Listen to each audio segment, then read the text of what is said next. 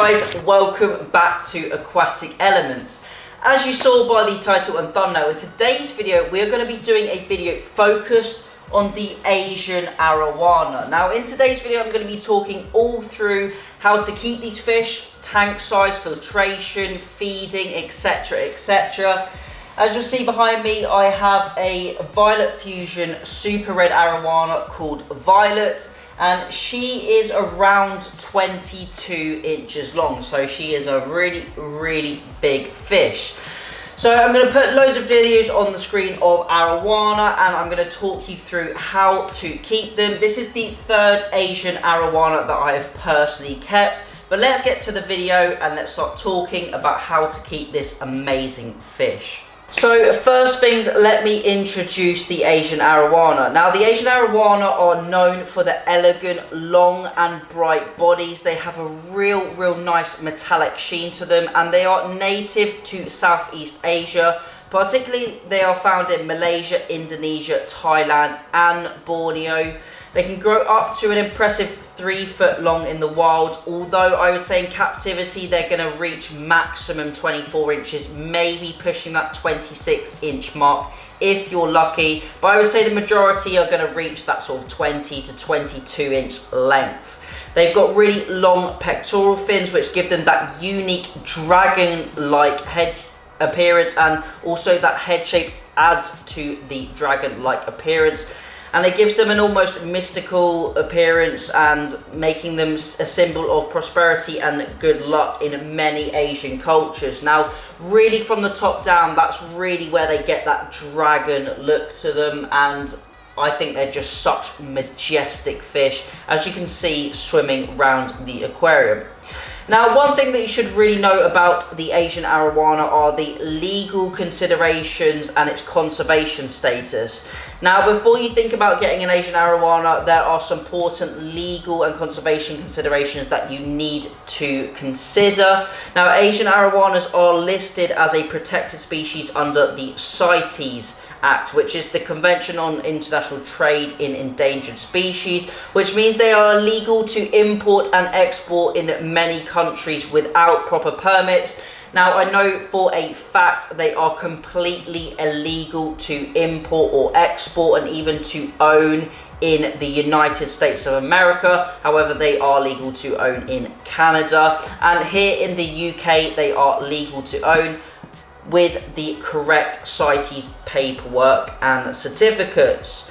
Now, these fish are considered endangered in the wild due to habitat loss and overfishing. So I would say the majority of fish that are sold around the world are captive bred. Now, they should 100% exclusively be captive bred, but you may find potential wild fish being caught and sold illegally. So the majority of fish are captive bred, and you should always make sure your fish is microchipped and it has come from a proper breeder and a proper farm.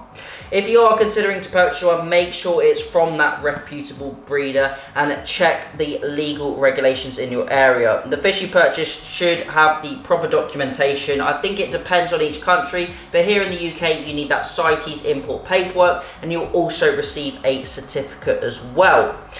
Now, for tank setup, there are lots of different opinions, especially if you are from a sort of an Asian culture. They generally would keep these fish in smaller systems, but I would say, generally speaking, in the UK, we try to keep them in larger systems.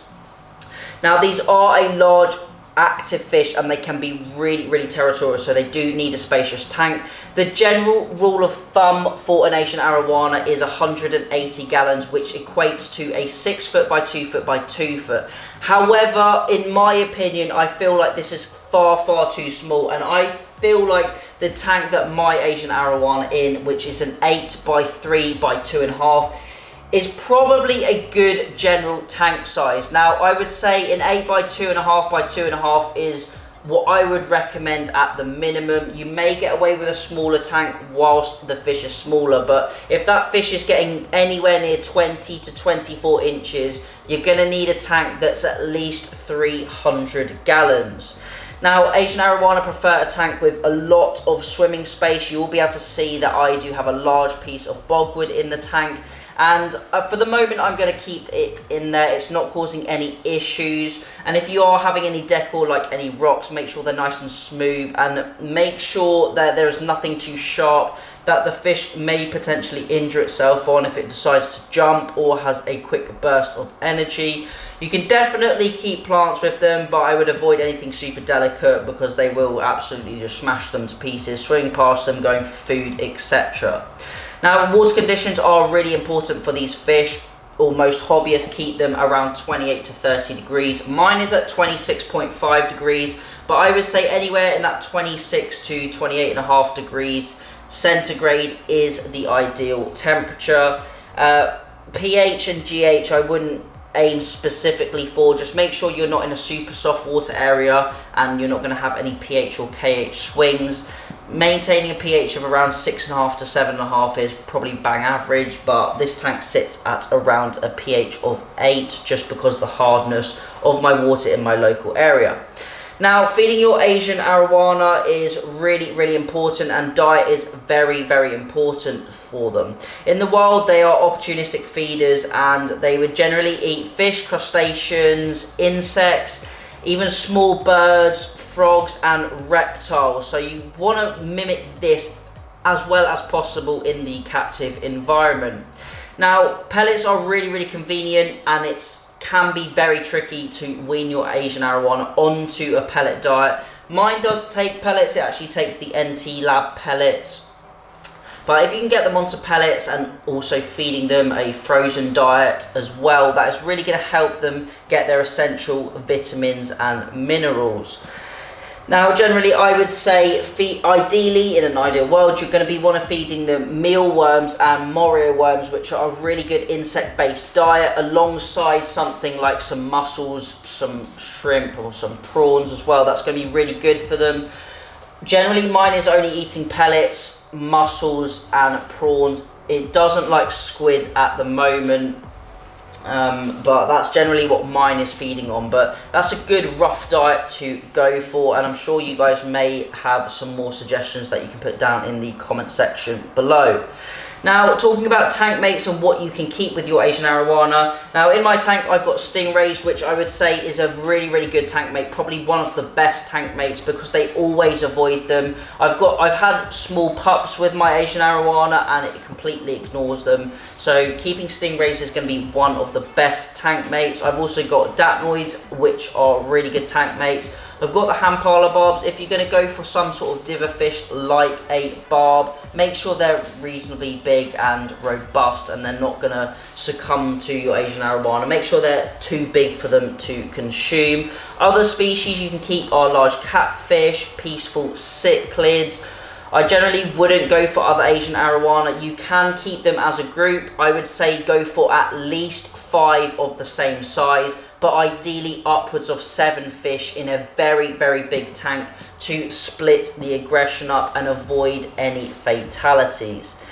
Now, some also peaceful tank mates could be large tetras, but there are not many species of large tetra that won't get eaten. You can also go for plecos as well, but if you're keeping stingrays, I would generally avoid plecos unless you're going for maybe something more omnivorous down the line. Now, if you're keeping more than one Asian Arowana, you've got to make sure there's plenty of space, and I would definitely not go for 4 or less because you will end up with issues, and there are not many people that have successfully done it. Now, health and maintenance of your fish. Keeping your Arowana healthy requires regular tank maintenance. I would say on average it's best to do a 25 to 30% water change once a week. I do approximately 40% just to keep on top of that water. Make sure there is no ammonium nitrite buildup and nitrates are kept as low as possible. I think my nitrates sit at around 40 parts per million. Additionally, watch for signs of illness such as faded colour, unusual swimming behaviour, resting on the bottom of the tank and refusal to eat food. They are prone to some conditions like white spot or swim bladder issues, so it's important to act quickly if you do see any of those symptoms. Keep in mind that arowanas need plenty of oxygen and they do appreciate good flow. I've got a big air bar in my aquarium that provides a nice gyre flow rotation throughout the system, and I've also got a 6,000 litre per hour pond pump which is returning from my filter to make sure there's plenty of oxygen for one, and also a nice level of flow, because these fish do come from the river environment. And whatever captive bred arowana you go for, they're either going to be an F1, F2 or F3, which means they're either 1, 2 or 3 generations away from their wild counterparts. So they are really, really close to being a wild fish, and it's as best as possible to emulate that environment if you can. Now onto the joy of keeping arowana. Although they do require a lot of care, they are very strong and very robust fish, and they are such beautiful fish as well to keep. They grace the water of your aquarium and they create a real mesmerizing presence in the tank. They can live for, I would say approximately 15 to 20 years is about average. But they can live longer, they can live easily up into the sort of 25-year mark. But I would say 15 years is a good average age for your Asian arowana. As with any exotic pet, any high value pet, it is always best to do your research. So please check out loads of different other videos from other YouTubers, and please do lots of research before purchasing your fish. There is a lot more to the Asian arowana. There are so many different varieties, like your super high backs, your cross backs, your super reds.